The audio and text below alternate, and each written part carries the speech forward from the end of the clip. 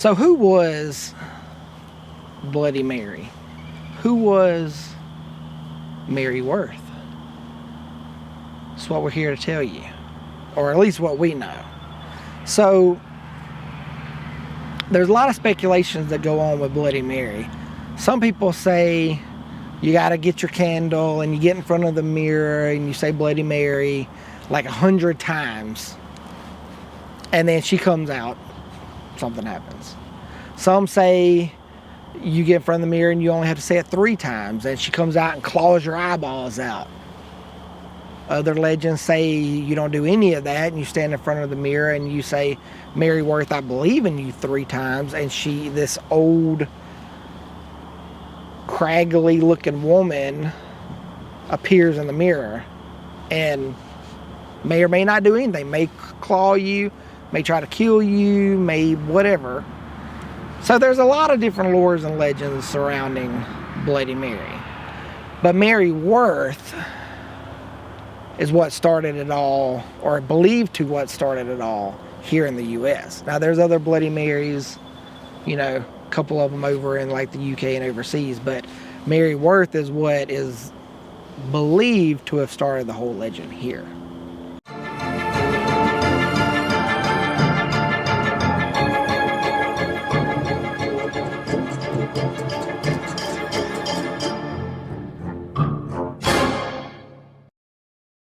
So we're here in the middle of old St. Patrick's Cemetery in northern Illinois.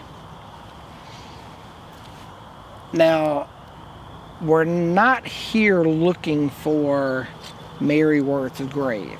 And the reason for that is Mary Worth is not buried in the cemetery. It's believed that she had a farm in this area. Now, as you can probably see around me, it's clear cut, but it's grown up. So from what we've read, the farm was either somewhere right through here on the outside of this cemetery, because there's a fence kind of going around it, or possibly across the road, because these houses look really new. So we're saying over here or around here. Somewhere right here close to this cemetery. Now, the town folk back then, we're talking like 1860s, they believed Mary to be a witch. Okay. Not only that, but it said that Mary was also a part of the reverse Underground Railroad. Now, you should all know what the Underground Railroad, what people helping free slaves. Well, Mary reversed that and would actually give them back. So, as the story goes, she would get these slaves, these runaway slaves, and she would either sell them back to their former master or sell them back to the highest bidder in the South. But along with that, she would take some of the slaves, take them out to her barn, torture them, and use them for her rituals. Pretty shady, Mary. Shouldn't be doing that. So, the town folk eventually... Hey, Renee. So the town folk eventually get tired of this. You know, at first they were turning a blind eye. They were like, all right, yeah, she could be a witch, but we don't really want to touch her. Yeah. But after her going through her rituals and selling slaves back and torturing them and all this, they finally grow tired of it, right? And they decided to get their mob together. You know, mobs were a big thing back then. You had to have a mob if you were going to go take care of anything. Mm-hmm. You couldn't do it by yourself. You needed a good, 40, 50 people plus, right? All I picture is like a South Park snippet. Yeah. Like where they're not even making words. They're just like... So they get their reveling mob up, right? And they go and they get Mary. And they're like, we've had enough of this. She's got to go. We've walked a little ways down from the cemetery. Now, if you were standing facing the cemetery, we walked to the left to this open field. And I know there are some speculations that maybe this was the area of Mary Worth's farm.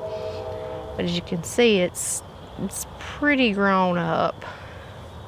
Not really any trails or any paths to get through all that. And just directly this way, it would have been straight back from the cemetery, but there was a fence back there and what looked like a running creek. But to put you in perspective, just over there would be where they call the Devil's Pond. Now, one of the reasons she was saying something about the Devil's Pond was that's one of the lores and rumors of how they killed Mary Worth. One of the main lores has it as they lynched her on her property. One said they drowned her in the nearby Devil's Pond. And then another one says they burned her at the stake or even burned her inside her home. So back here on this kind of the open part of this area, somebody's been back here burning stuff. You got a burn pile there. You got another one over there. A burn spot here. And then even right back up here where we first came in is a burn stack, but it's not, it doesn't look burn like you're trying to burn, you know, stuff that you cleared off. It literally looks like somebody's made a fire for something, like camping or whatnot. Whenever I was doing some of the research for the story and looking it up, it said that they believe that there are Satanists that come back here. So it could explain some of the burn piles. I know one thing I read was that around the Devil's Pond, which I don't know how they're getting back there. Maybe they're getting back there from another side. A different side, maybe, yeah. But according to other people that have been back there, that they see things back by that particular body of water that would look like sacrificial things, Rituals, like dead animals, rituals, stuff like that. So as the story or legend goes of Bloody Mary, Mary Worth, it says that as far as her burial after she was lynched or drowned or burned, it says that she was either buried outside the cemetery because, you know, she was a witch or a supposed witch, and she obviously couldn't be buried in the St. Patrick's Cemetery. So it says she was either buried outside the cemetery or underneath this mysterious boulder at the farm across the road, across Mill Road. So, as far as the boulder, now boulders range from different sizes. They don't say how big the boulder was or anything, but let me show you this. Hopefully you guys can see it. Over here is a farm, Belly Farm. Now I don't know how long this farm's been there, but right there, underneath those trees, is a giant boulder sitting there for no reason. Now, times like this, I really wish we had a zoom lens, but it is literally right there. So, is that the boulder that Mary's supposedly under? These frogs are going crazy. Or is it across the road from the cemetery? You see this tree? Underneath this tree, and we're going to walk over there, but underneath this tree is some boulders that look like they are slowly being either unearthed or slowly being covered up by the earth. And I mean, they're good. They're decent sized boulders. So like I said, a boulder can range from, you know, bowling ball size to bigger than what I just showed you back here at this other farm.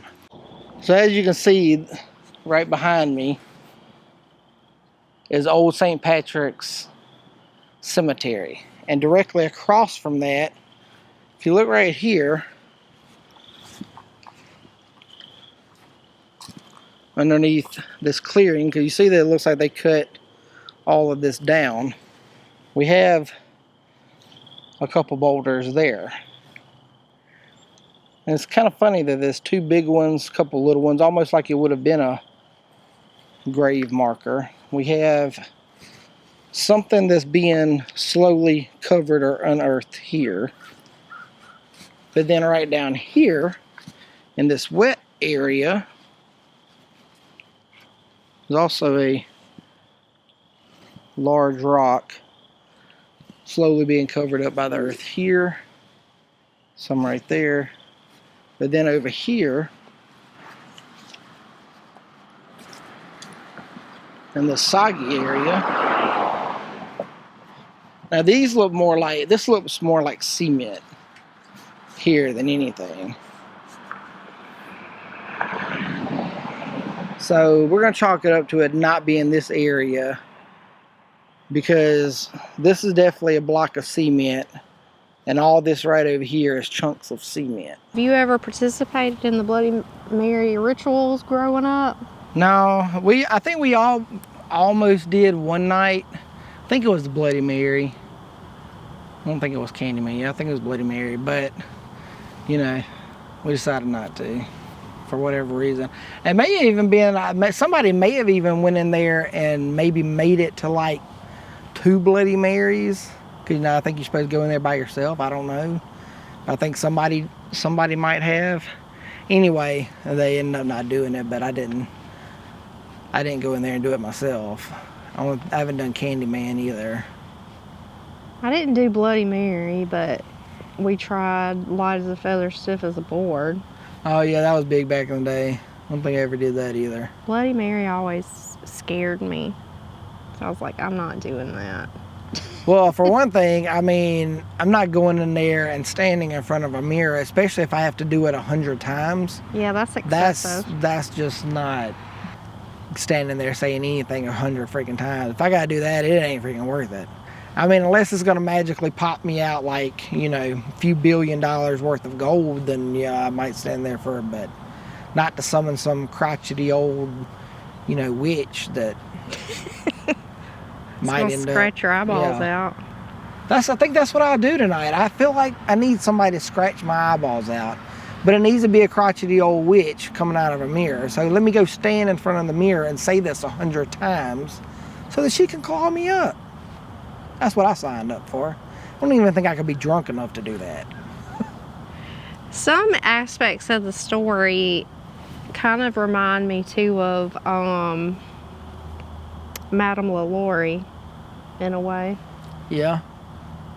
But I don't know, Madame LaLaurie, I don't think was supposed to be a witch or anything. She just did sketchy stuff, just like Mary Worth. Yeah.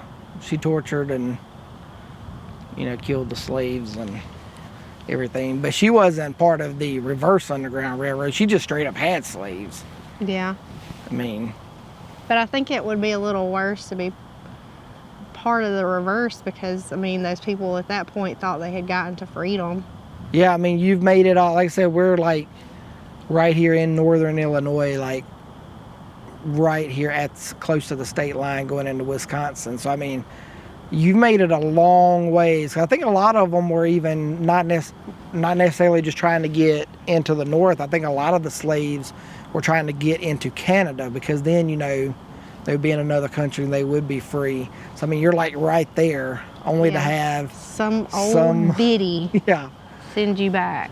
Well, yeah, come on, I'll help you. Oh, guess what? All that trip you made, now you're going right back where you started. Yeah. And the possibility to either go back to your old bad master, or potentially go to somebody that may have been worse off than the person that owned you the first place. Yeah. Now, one thing that's important to note with Mary Worth is the fact that it's just a legend. There's nothing concrete to even say that Mary Worth ever actually existed. Well, guys, that does it for our tale of Bloody Mary Worth. Bloody Mary Worth. Bloody Mary Worth. Figure it may work in a camera. It's like a mirror. Anyway. So, hope you guys enjoyed this video as much as we did making it. The only thing I wish we could have done in a way was get back there to that Devil's, but I'm not really dressed to go hiking through the woods, even though it is like borderline spring and there's a lot of clearing off. But that would have been cool to at least get there, because I mean, maybe her farm was right here, maybe it was deeper on into the woods, who knows, maybe there was remnants somewhere and we just missed it. But nevertheless, hope you guys enjoyed the video. Big shout out to our VIP Road Warrior patron, the Crip Lady. Thank you for your sponsorship each month. It really helps us out. Check out our Patreon, Exit to Adventure. If you'd like to be a member, join us and help us out. There's different levels for everybody, and a lot of stuff going on in the works. So stay tuned and stay posted to our other stuff, you know, so we'll be posting upcoming things and everything. So yeah. Any last thoughts and words? Nothing. All right, I like it. We'll catch you guys down the road at the next exit. Keep it spooky. Later.